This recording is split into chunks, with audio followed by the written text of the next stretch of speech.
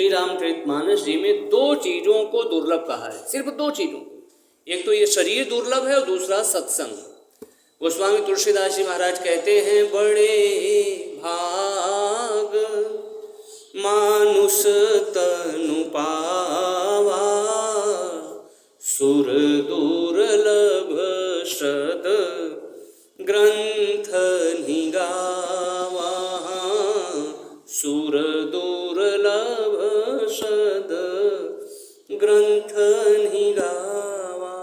एक तो ये मानव का शरीर दुर्लभ है, दूसरा दुर्लभ क्या है? तो गोस्वामी तुलसीदास जी महाराज कहते हैं, सतसंगत दुर्लभ संसारा, सतसंगत दुर्लभ संसारा, निमिष दंड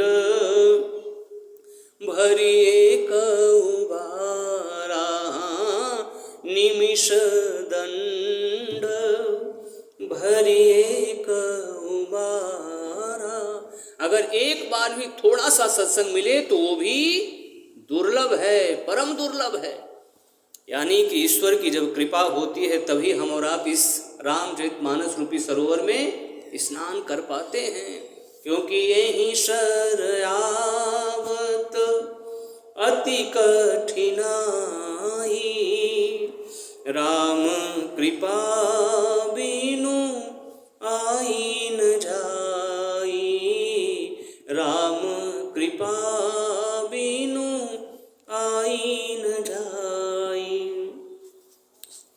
आप भक्तों को ये जो लव मात्र का सत्संग है, इसका बहुत सटीक उदाहरण आप लोग एक कथा के माध्यम से समझिए। महामुनि विश्वामित्र जी, महामुनि वशिष्ठ जी महाराज, दोनों ब्रह्मर्षि हैं, दोनों दिव्य हैं, दोनों श्रेष्ठ हैं और दोनों ही भव्य हैं।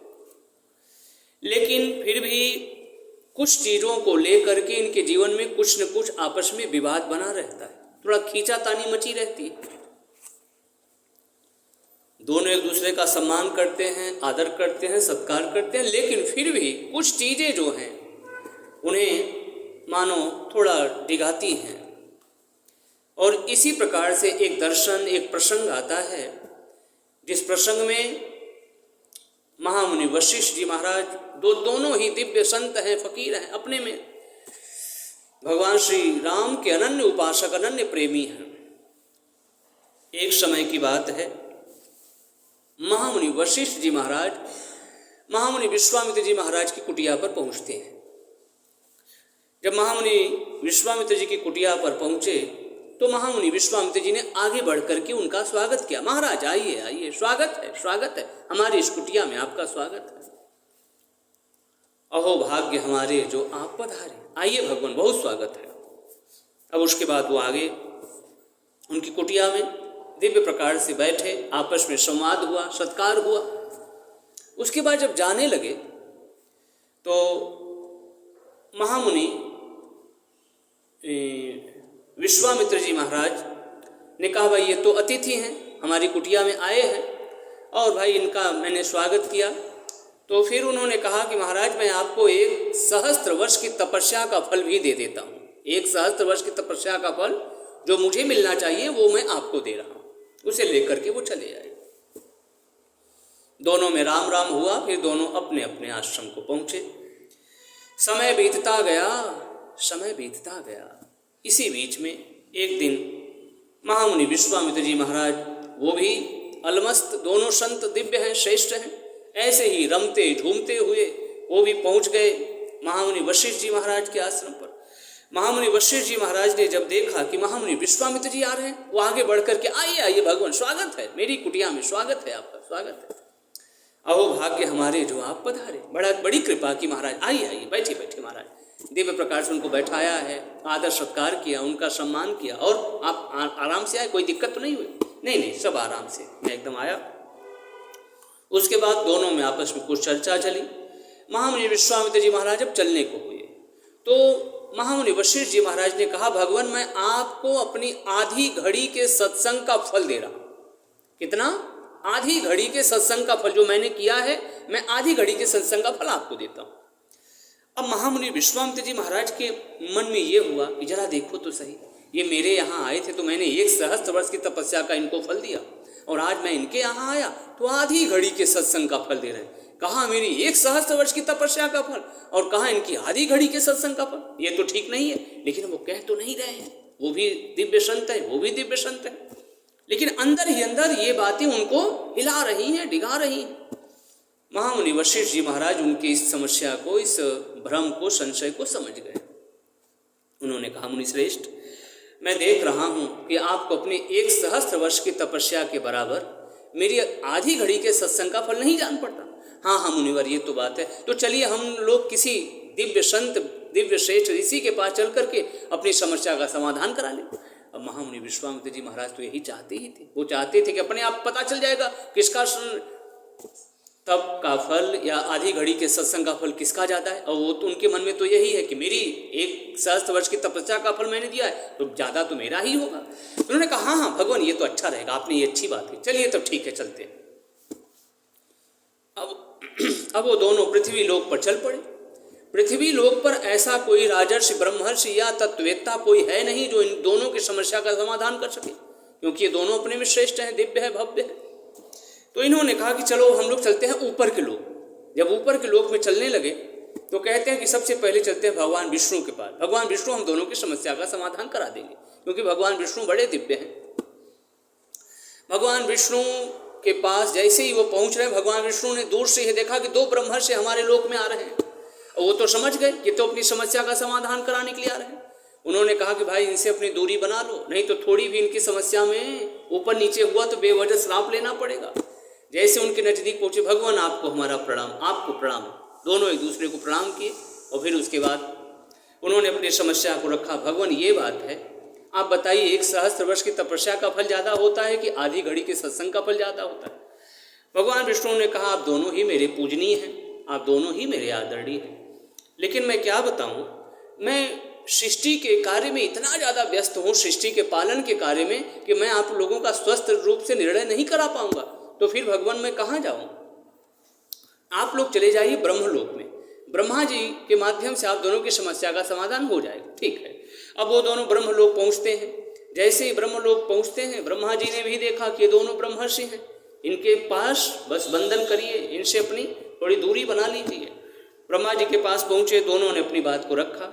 भगवान, ये हम लोगों की समस्या है, आप इसका निर्णय करिए। 1 सहस्त्र वर्ष की तपस्या का फल ज़्यादा होता है कि आधी घड़ी के सत्संग का फल ज़्यादा होता है, इसमें बड़ा कौन है?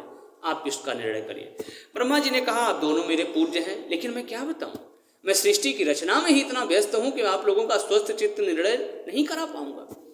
तो अब भगवान यानी ब्रह्मा जी ने भी अपने इस प्रकार से कह करके एक प्रकार से अपने को दूर कर लिया इन दोनों ऋषियों से। तो दोनों ऋषियों ने कहा, भगवान तो क्या हमारी समस्या का समाधान नहीं होगा? अभी अभी हम विष्णु लोक गए थे, विष्णु भगवान ने कहा आपके पास जाएं, और आप कह रहे हैं कि अब वहाँ जाइए, तो क्या ऐसे हम जाते रहेंगे, हमारी समस्या का समाधान नहीं होगा? बोले नहीं नहीं, अब की बार आप लोगों की समस्या का समाधान हो जाएगा। बोले कहाँ होगा? बोले चले जाइए शिवलोक। शिवलोक में जब भगवान शिव के पास पहुँच रहे हैं तो भगवान शिव भी अपने में दिव्य हैं, अद्भुत हैं। भगवान शिव ने विचार किया कि भाई इन दोनों से अपनी दूरी बना लो, क्योंकि अब दोनों देवता जो है हमारे पास भेज रहे हैं।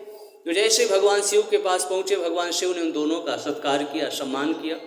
उन्होंने अपनी समस्या को रखा कि भगवान ये बात है, अब आप बताइए कौन बड़ा है कौन छोटा है? 1 सहस्त्र वर्ष की तपस्या बड़ी है कि आधी घड़ी के सत्संग का फल ज़्यादा है? भगवान शंकर ने भी वही बात दोहराते हुए कहा कि आप दोनों मेरे पूज्य हैं, आदरणीय हैं, मैं आप दोनों का सम्मान करता हूँ। मैं आप लोगों की समस्या का समाधान तो जरूर कर देता, लेकिन बात यह है कि जब से मैंने हलाहल विष का पान कर लिया है ना, तब से मेरी बुद्धि स्वस्थ चित्त निर्णय देने में असमर्थ है। तो भगवान क्या ऐसे ही हम लोग भटकते रहेंगे? वो कह रहे हैं कि उस लोक में जाइए, वो कहते हैं उस लोक में जाइए। लास्ट में हम लोग बहुत ये सोच करके आए थे कि शिव लोक में हमारी समस्या का समाधान हो जाए, और आप भी कह रहे हैं कि जब से हमने हलाहल विष का पान कर लिया तब से मेरी बुद्धि स्वस्थ चित्त निर्णय देने में असमर्थ है। तो क्या अब हमारे इसका मतलब लगता है कि हमारी समस्या का समाधान नहीं होगा? भगवान शंकर ने कहा नहीं नहीं, अब की बार आप लोगों की समस्या का समाधान हो जाएगा। बोले कहाँ होगा भगवान, हम लोग तो अभी भटक ही रहे हैं। तो भगवान शंकर कहते हैं कि आप लोग चले जाइए पाताल लोक में, और वहाँ भगवान शेष ने जो पूरे ब्रह्मांड को, पूरी पृथ्वी को अपने सिर पर उठा रखा है, वहाँ पर निश्चित रूप से मैं पूरे विश्वास के साथ कहता हूँ आप दोनों की समस्या का समाधान हो जाएगा। दोनों ऋषि पहुँचते हैं, ब्रह्मर्षि पहुँचे भगवान शेषनाग के पास। जैसे ही भगवान शेषनाग के पास पहुँचे, उन दोनों ने अपनी समस्या को रखा। भगवान आप हमारे यहाँ आए, हमने इनको ये दिया, आप हमारे यहाँ आए तो हमने इनको दिया। अब हम दोनों में विवाद इस बात का है कि एक सहस्त्र वर्ष की तपस्या का फल ज़्यादा होता है कि आधी घड़ी के सत्संग का फल ज़्यादा होता है। यही निर्णय कराने हम आपके यहाँ पास आए। भगवान शेषनाग भी भगवान शेष के ही अवतार हैं। वो सब देख रहे हैं, सब सुन रहे हैं कि सारे देवता अपनी अपनी दूरी बना ली, अब सब लोगों ने मेरे पास भेज दिया है। तो भगवान शेष ने भी थोड़ी चतुराई से काम किया। उन्होंने कहा देखिए आप दोनों मेरे पूजनीय हैं, लेकिन कोई व्यक्ति अगर अपने सिर पर बहुत बड़ा बोझ उठाया हो, अगर उस व्यक्ति से कोई बात पूछने लगी तो व्यक्ति क्या कहता है कि भगवान पहले मेरा बोझ तो हल्का करिए, फिर उसके बाद मैं स्वस्थ होकर के निर्णय करूंगा, आप लोगों की बात बताऊंगा। तो इतने बड़े जो पूरी में पृथ्वी का भार मैंने अपने सिर पर ले रखा है, पहले आप दोनों में से इसको हल्का कर दीजिए, फिर उसके बाद मैं अपने स्वस्थ रूप से निर्णय करूंगा। अब सबसे पहले महामुनि विश्वामित्र जी महाराज हाथ में जल लेते हैं और कहते हैं कि हे माता पृथ्वी, मैं आपको अपने 1 सहस्त्र वर्ष की तपस्या का फल देता हूँ, आप थोड़ी देर के लिए भगवान शेष के सिर पर से ऊपर उठ जाएं। ऐसा कहकर के उन्होंने जल छोड़ दिया, लेकिन पृथ्वी माता जस की तस से मस भी नहीं हुई, यथावत बनी रही। अब उसके बाद दूसरी बारी थी भगवान वशिष्ठ की। भगवान वशिष्ठ ने माता पृथ्वी को प्रणाम किया और कहा, माँ मैं आपको अपनी आधी घड़ी के सत्संग का फल दे रहा हूँ, थोड़ी देर के लिए आप भगवान शेष के सिर पर से ऊपर उठ जाइए। जैसे ही उनका शब्द समाप्त हुआ कि पृथ्वी माता सर्व से करती हुई ऊपर हो गई। अब तो किसी का निर्णय करने कराने का कोई सवाल ही नहीं है, अपने आप क्लियर हो गई बात कि किसका फल ज़्यादा है, किसकी तपस्या बड़ी है कि आधी घड़ी के सत्संग का फल ज़्यादा है। तुरंत महामुनि विश्वामित्र जी महाराज वशिष्ठ जी महाराज के चरणों पर गिर पड़े, बोले भगवान आप तो सदा सर्वदा से महान है। तो यहाँ पर ये बात एकदम साफ हो गई कि तात स्वर्ग अपवर्ग सुख धैर्य तुलायक अंग तुलनता ही सकल मिली जो सुख लो सत्संग। ये है क्षण मात्र सत्संग का फल, ये होता है। इतनी इसकी महिमा है। सत्संग की कितनी महिमा है, इस शब्दों से, इस कथा के माध्यम से हम और आप समझ सकते हैं। तो सत्संग की बहुत बहुत और बहुत महिमा है। इसलिए प्रभु प्रेमियों, प्रभु भक्तों, आप और हम हमेशा सत्संग में डूबे रहें। इसलिए हमारे संतों ने कहा कि भरा सत्संग का दरिया नहा लो जिसका जी चाहे हजारों रतन वे कीमत भरे आला से आला है।